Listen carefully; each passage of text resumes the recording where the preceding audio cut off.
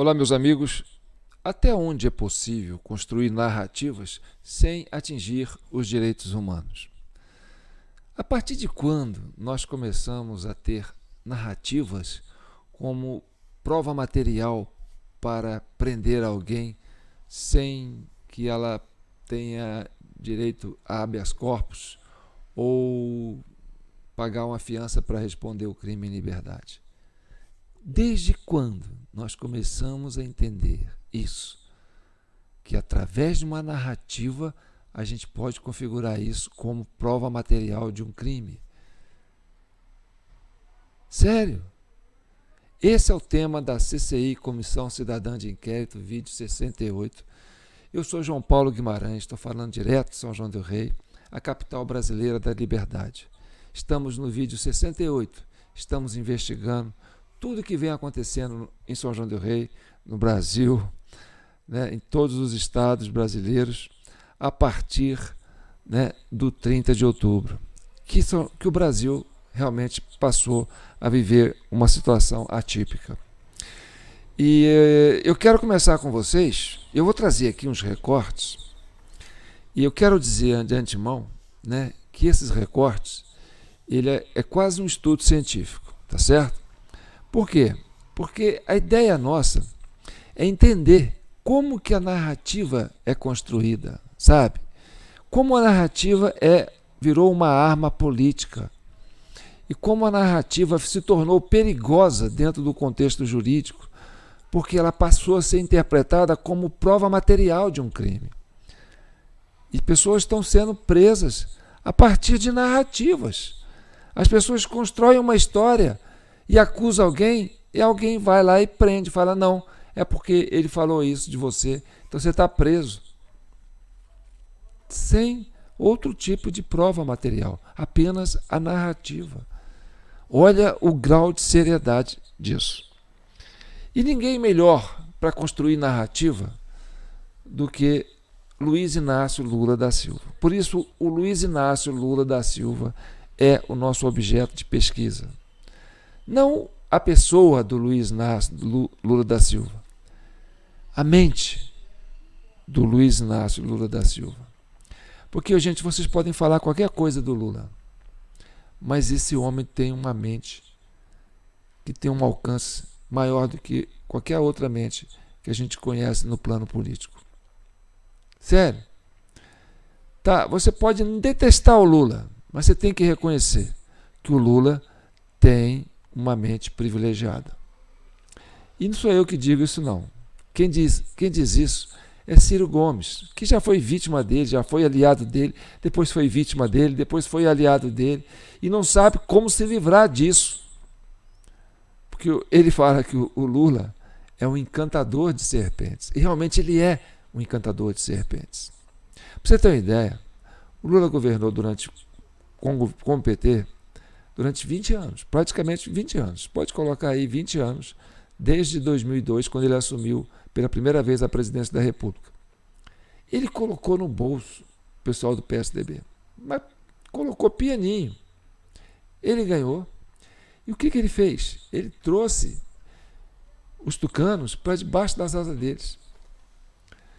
E até que estourou aquele problema do mensalão, e a primeira vítima do mensalão foi o Roberto Jefferson, que também estava sob as abas de Lula, sabe? Ele atraiu todo mundo para ele. Ele ganhou e ele fez aquele governo de coalizão, sabe? São Paulo era PSDB, Minas era PSDB, outros estados importantes eram PSDB, e ele conseguiu trazer isso tudo. Ganhou de novo no segundo mandato e continuou trazendo esse pessoal para ele. No terceiro mandato, quando a Dilma ganhou, já despertou uma desconfiança muito grande na esquerda moderada, que é a turma do PSDB, PMDB, DEM, PL, entendeu? Esses partidos de centro-direita, né, centro-esquerda. E ele foi colocando todo mundo no bolso. Até que o pessoal do PSDB falou, não. Na quarta vez que ele ganhou, eles foram para cima. Aí Geraldo Alckmin, junto com Alexandre de Moraes, ajudando a incrementar o esquema da Lava Jato.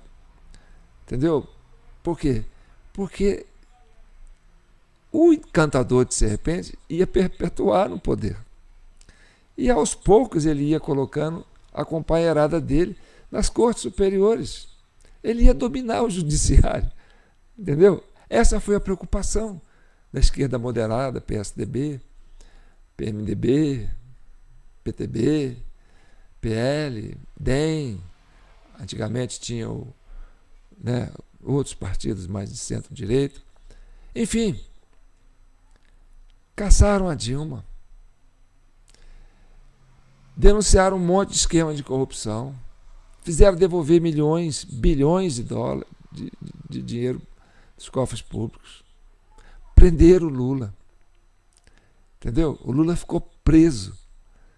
Essa turma do PSDB foi, assim, a turma que articulou, principalmente, entendeu?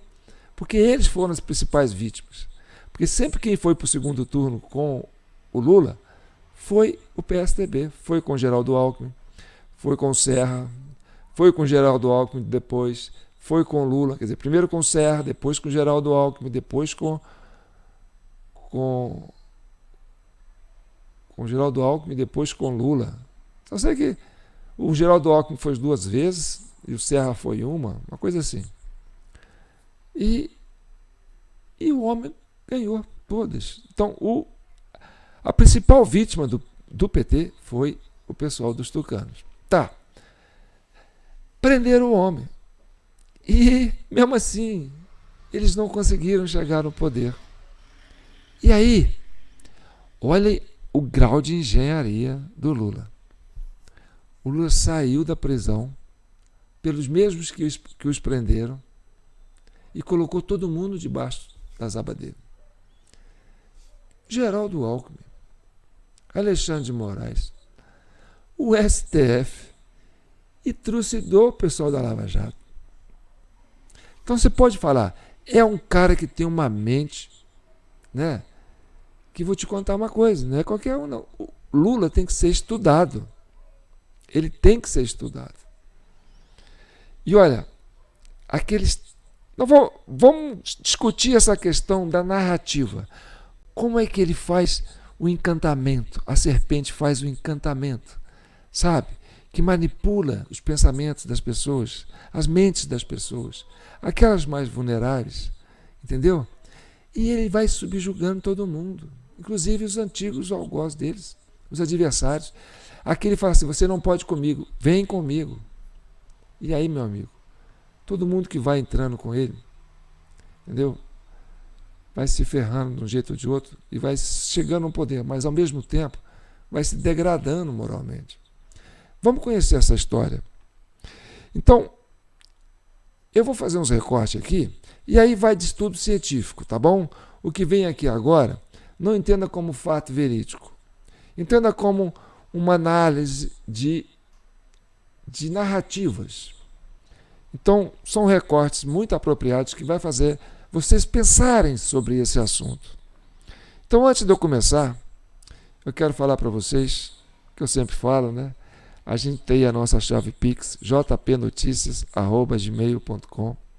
Esse fim de semana eu fiquei meditando, sabe? Porque você tem que ter muita serenidade, porque buscar uma pacificação agora, quando você sabe que o governo não quer, e que a direita também, esse pessoal da oposição, né, tá assim, com sangue nos olhos, porque eles estão se sentindo que foram, né, de uma certa forma, vitimizados por esse fato que aconteceu no 8 de janeiro. Então, para pacificar, você tem que se desprender, sabe, das emoções e tentar olhar a coisa dentro de um plano bem racional. Então vamos navegar sobre essas questões das narrativas. Eu vou fazer aqui uma espécie de um teatro. Vocês vão entender mais ou menos na medida que a coisa for acontecendo, tá certo? Vamos lá. Eu vou perguntar para o Lula o seguinte: Lula, como se aprende a construir uma narrativa? É uma coisa que a gente aprende em política, que é a narrativa que se constrói contra as pessoas. Eu, se quiser vencer uma batalha, eu preciso construir uma narrativa para destruir o meu potencial inimigo. É só isso que precisa ser feito. E aí os nossos adversários vão ter que pedir desculpa pelo estrago que eles fizeram. Lula, o que eu preciso fazer para mostrar para as pessoas que o governo armou para cima dos patriotas do QG? Você que é especialista em construir narrativa, me ajuda.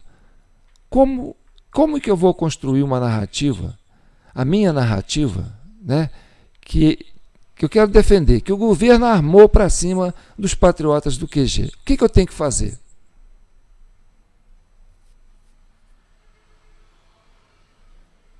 Mostrar a sua narrativa para que possa efetivamente fazer pessoas mudar de opinião.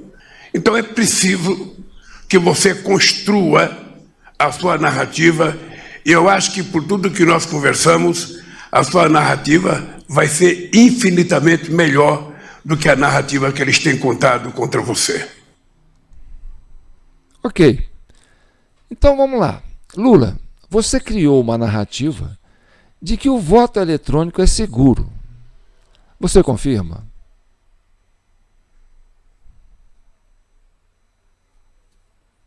A prova de que o voto eletrônico é efetivamente um processo extraordinário eleitoral é que eu e o PT, sabe, em todas as eleições que disputamos, desde que começou as eleições presidenciais, somos o segundo ou o primeiro.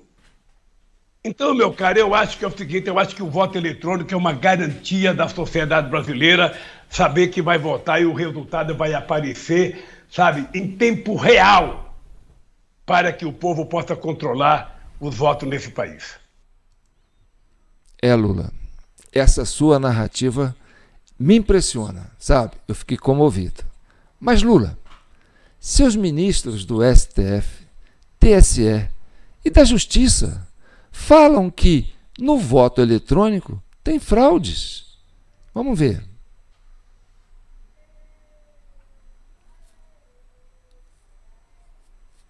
Esse mesmo eleitor que justificou a ausência tinha votado. Daquele livro de eleitores, o número do título. Porque é o número do título ali que permite que o mesário vote pelo eleitor que não foi, ou pelo eleitor que morreu.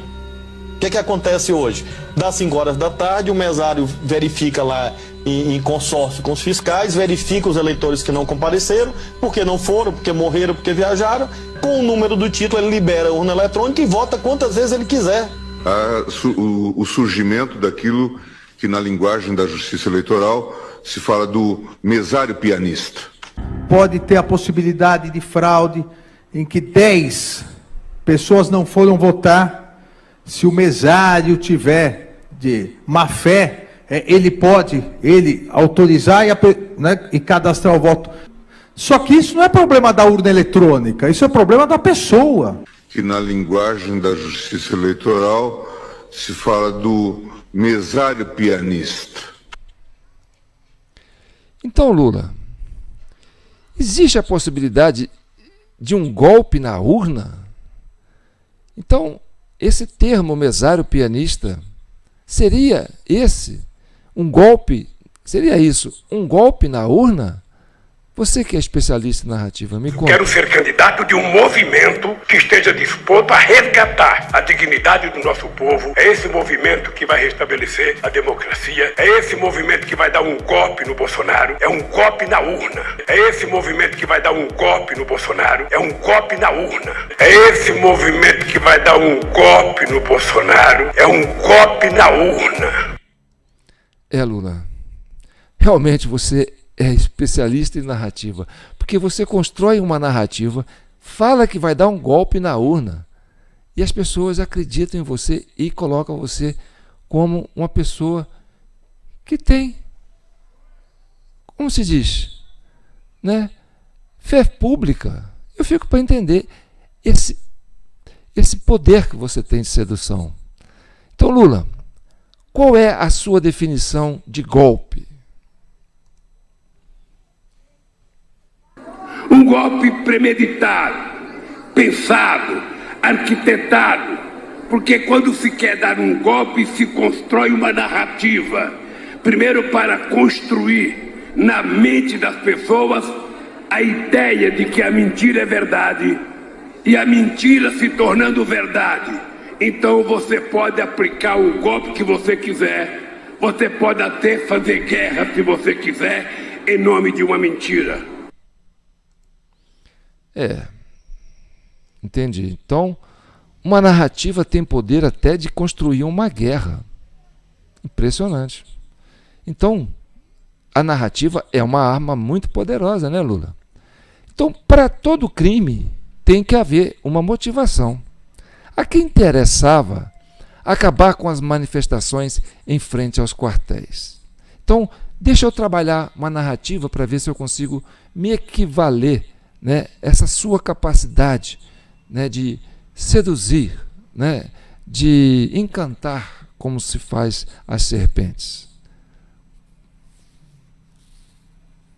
Que em conversa com deputados, o presidente eleito Luiz Inácio Lula da Silva disse que quer pôr fim aos protestos na entrada de quartéis pelo país que contestam o resultado das urnas e pedem a intervenção militar. A remoção de manifestantes será um dos primeiros pedidos de Lula na conversa com os próximos comandantes gerais das Forças Armadas a serem confirmados por ele. O povo brasileiro não tem o direito de se manifestar, ô Renato? Seja na porta do quartel ou em qualquer avenida? Tem o direito de se manifestar, mas quando a manifestação ela tenta abolir o Estado Democrático de Direito, daí nós não estamos falando de manifestação, né? Nós estamos falando de crime. As pessoas estão se manifestando, no meu entendimento, tá, Renato? Mas eu posso estar errado porque você tem o dom da ubiquidade. Elas querem transparência eleitoral, elas querem responsabilização de ministros ativistas dentro do que estabelece o texto constitucional. Elas querem sim que o Bolsonaro adote uma postura para frear o ímpeto e a sanha de abuso de poder e de autoridade por ministros do Supremo Tribunal Federal. Quer dizer, existe uma série, um plexo de demandas que remetem as pessoas aos quartéis. Mas saber defender os valores que fizeram qualquer sociedade no mundo ocidental prosperar. Primeiro, liberdade de expressão, direito de reunião, de se reunir, de estar onde você quiser, pleiteando o que você quiser, sem atrapalhar ninguém, que é exatamente o caso dos quartéis. Então, Lula, essa narrativa está razoável para você? Então, eu vou continuar trabalhando nessa linha e vou pegar carona no seu companheiro José Eduardo Cardoso, advogado, ilustre advogado, admiro a sua capacidade, porque ele é um advogado que tem uma retórica muito boa e tem o meu respeito, porque ele sabe falar com propriedade. Então, ele já foi deputado federal do PT pelo Estado de São Paulo em 2 mandatos. Foi ministro da Justiça dos 2 mandatos da sua companheira presidente Dilma. Foi advogado-geral da União no 2º governo da sua companheira Dilma. E atualmente é comentarista da CNN, entre outras coisas. Então vamos trabalhar um pouco em cima da narrativa desse ilustre advogado do qual eu tenho o maior respeito. A queda do ministro do GSI, general G. Dias, foi por ter sido conivente com os terroristas durante os atos do 8 de janeiro? E o presidente Lula também pode ser responsabilizado por isso? A gente na faculdade dele faz uma distinção muito interessante entre culpa e dolo. Claro? E quando a gente estuda a culpa, tem aquelas expressões, o advogado gosta de falar em latim, né? Culpa in eligendo. O que é isso? É culpa daquele que escolhe mal quem está com ele. E a outra é culpa in vigilando, que é a culpa daquele que não vigia aqueles que coloca. Ele escolheu mal e não vigiou. Resta saber agora se adora.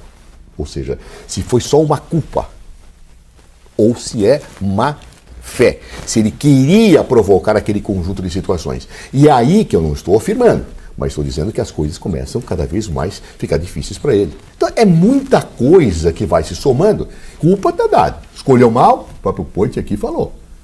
Fiscalizou mal, Tá aqui, tá dado. Agora, teve má-fé ou não? Este é o ponto central da investigação da CPI e da investigação que a Polícia Federal fará no inquérito. Por quê? Porque desta definição há a possibilidade de se extrair tipificações delituosas. Por isso a importância dessa situação. Então, Lula, essa aí é uma boa narrativa, não é, Lula? Porque se o ministro G. Dias foi escolhido pelo Lula, né? Segundo seu companheiro aí, está dentro do contexto do que eu estou pensando, certo? Então, sem o domínio do fato, como provar que os manifestantes presos no QG, no dia 8 de janeiro, eram os mesmos que estavam depredando dentro dos prédios dos três poderes? Aquela teoria do domínio do fato. Ah, o cara sabia. Bom, para ter domínio do fato, tem que saber que tem o fato.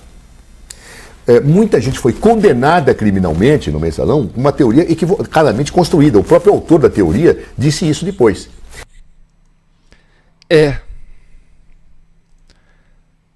O autor da teoria. O que é teoria? É a construção de uma narrativa, né? É teoria. Então, gente, é muito sério o que a gente está estudando aqui. Agora, pasmem, o Cardoso não estava falando do Bolsonaro. Quer dizer, não estava falando do 8 de janeiro, não estava falando do G. Dias. Então, para vocês verem como é que é a construção da narrativa, prestem atenção na revelação que vocês vão ter agora.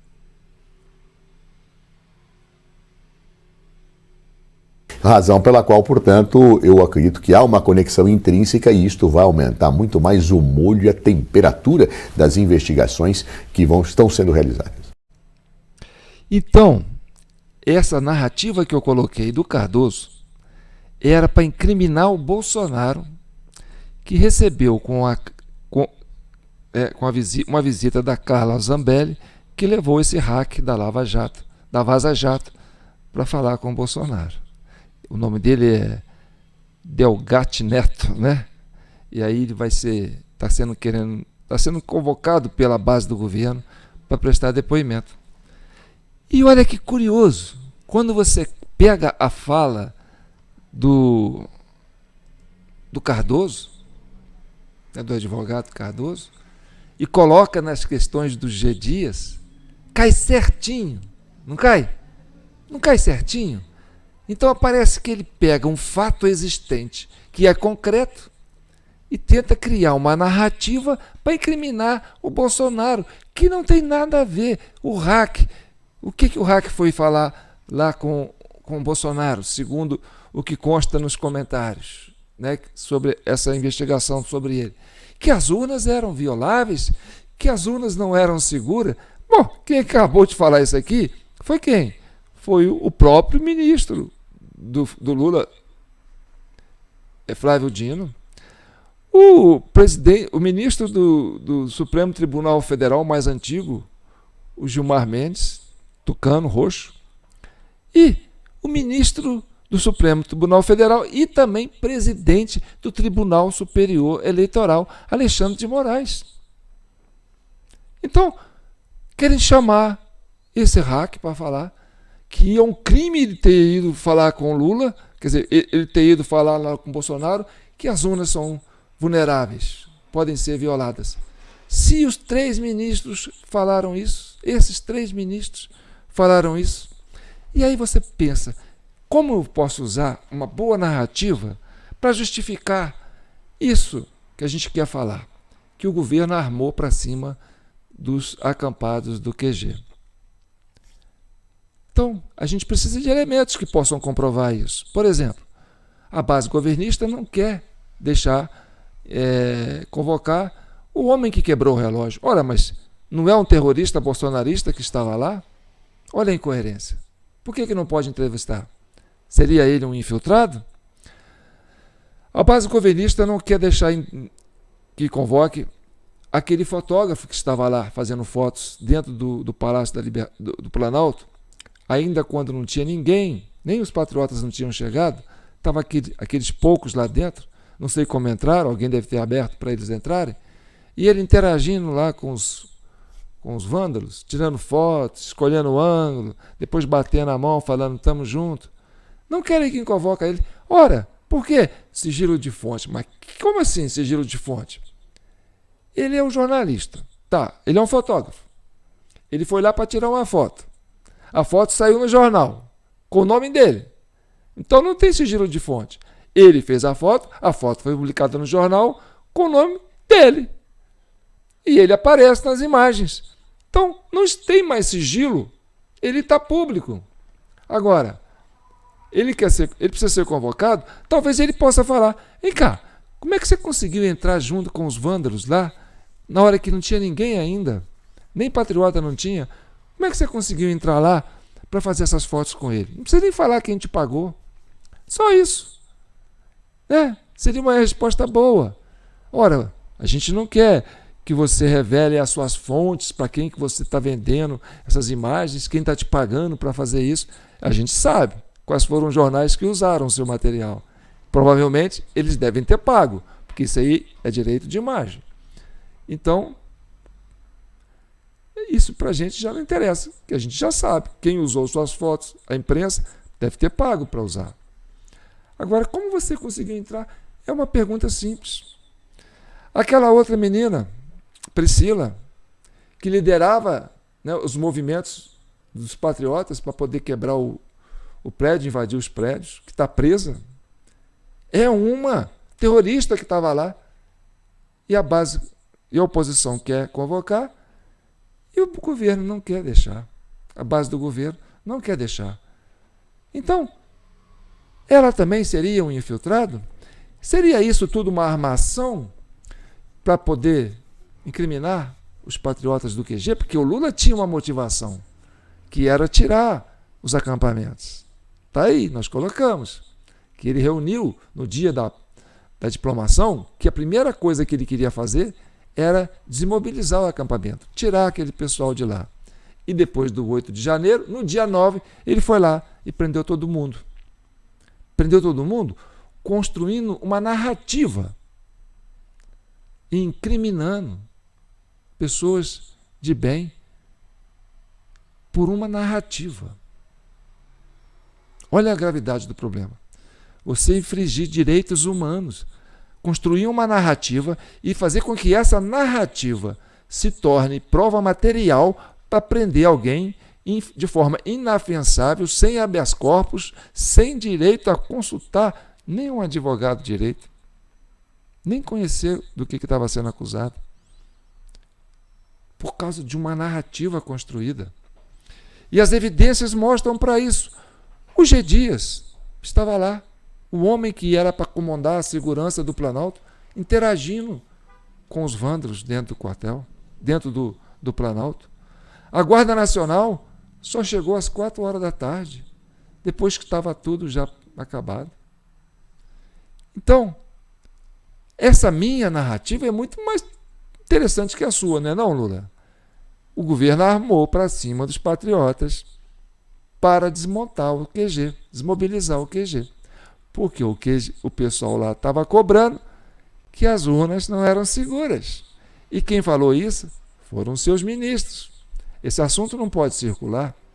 Então, era preciso desmobilizar os acampamentos. O seu interesse era esse, que o assunto das urnas não virasse pauta nos jornais. Então, a motivação está aí.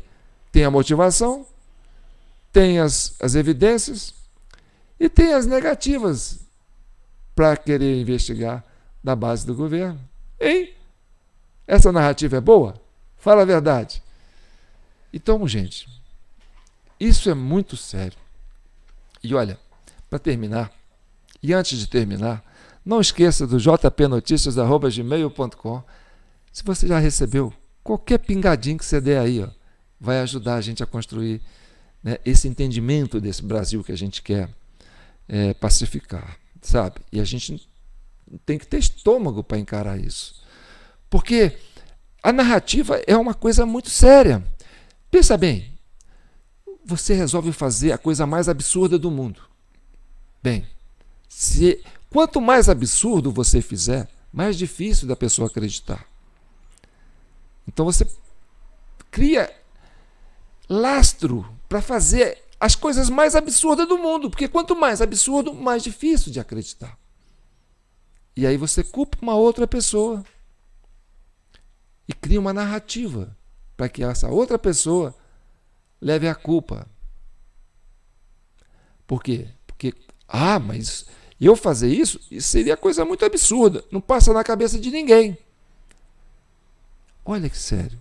E aí, tudo bem, você quer construir um projeto de poder em cima de narrativas, quer construir fatos, factoides em cima de narrativas, pode até ser válido dentro do campo político, mas não para avançar para cima de direitos humanos. Você não pode criar narrativas para invadir direitos humanos. Aí você está extrapolando. Aí você está chegando no nazifascista, no holocausto dos judeus. Porque você não pode ultrapassar o limite da civilização para fazer o que você pensa. Você não pode criar uma narrativa que vá contra a humanidade. Você está entendendo? Porque aí já chega a ser patológico. E aí eu quero dizer para vocês que a minha preocupação maior é essa, sabe? É fazer com que as pessoas comecem a pensar que narrativa não é uma coisa boa. A gente tem que primar pelos fatos. Esquece narrativa. Narrativa não é prova para crime. Tá certo? Então tá bom. A prova material, sim. Só que agora eles estão fazendo a prova material virar narrativa e a narrativa virar prova material. Tá certo? Isso é um grau de insanidade. O Brasil precisa acordar para a realidade. Tá certo? As guerras acontecem assim. Sabe? A loucura coletiva que vem de uma mente maquiavélica, que manipula os pensamentos, as mentes, as emoções das pessoas, e que fazem as pessoas a irem a esses extremos de provocar uma guerra, de provocar um holocausto. São tudo produto de narrativas. Toda guerra, como diz o Lula, é produto de uma narrativa. Você pode até fazer uma guerra com uma narrativa. Então, muito cuidado com narrativa. Vamos nos apegar aos fatos. Eu sou João Paulo Guimarães, falando direto de São João del Rei, capital brasileira da liberdade, Minas Gerais, um estado de espírito. E para terminar, esses 3 ministros que falaram que a urna é vulnerável, Gilmar Mendes, primeira vítima do Lula, porque ele foi indicado por Fernando Henrique. Ele foi um defensor da Lava Jato, na época. Porque ele sabia que o PSDB, a turma dele, estava levando ferro. Segundo, o ministro da Justiça, Flávio Dino, um advogado proeminente do Maranhão, com uma locução verbal, sim, um grau de poder fazer explanação, mestre do direito, vamos dizer assim, que disputou o governo do Maranhão e foi vítima do Lula, vítima do mesário, pianista. E ele, em vez de reagir, pode ter reagido, porque teve até inquérito no Maranhão que provou isso, ele resolveu o quê? Vou juntar ao Lula. Vou me juntar ao Lula. Mesma coisa, Gilmar Mendes denunciou, ajudou a prender, não deu certo, vou me juntar ao Lula. E aí, Alexandre de Moraes, o pupilo do Geraldo Alckmin, que também foi um dos defensores da Lava Jato, artífice, desse processo de atacar as falcatruas do governo do PT, da Dilma, não resistiu. foi encantado pelo Lula. Geraldo Alckmin, 4 vezes governador do estado mais importante do Brasil, eleito sempre, né, pelo pessoal, a turma conservadora, sucumbiu. Foi encantado pela serpente. Então, o Lula pode falar o que quiser do cara, mas esse cara tem uma mente, sabe, que seduz as pessoas. As pessoas que amam o poder, que são, assim, sabe, afoitas pelo poder, né, acabam sendo atraídos por esse encanto da serpente, que é a mente do Lula. Então o Lula é um homem que tem que ser estudado. Ele já está no final da vida. E continua sendo essa coisa impressionante, né, de atrair para si, sabe, seguidores que ficam encantados com essa, né, esse encantamento de sereia que ele tem, de serpente. Infelizmente, é uma história triste, né? Mas é uma realidade que a gente está vivendo. Isso não é narrativa, não. Isso nós estamos vivendo.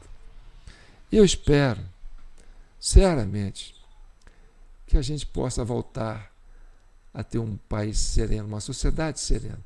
Porque a imprensa também foi toda levada para isso. A OAB, advogados que estudaram, fizeram doutorado, mestrado, todos foram arrastados por essa narrativa do Lula. É impressionante. Então, Lula, você tem muito poder. Eu posso até dizer, sabe, que eu fico impressionado com a sua capacidade. Você passou a vida inteira fazendo isso. Era um menininho, pé de chulé, lá do Nordeste, que veio fazer vida aqui no São Paulo. E desde a época dos sindicatos, né, você fez isso tudo. Tá bom. Fique com Deus e que o manto de Nossa Senhora abençoe todos vocês. Meu Brasil brasileiro, meus homens de bem. Um abraço. Minhas mulheres de bem também.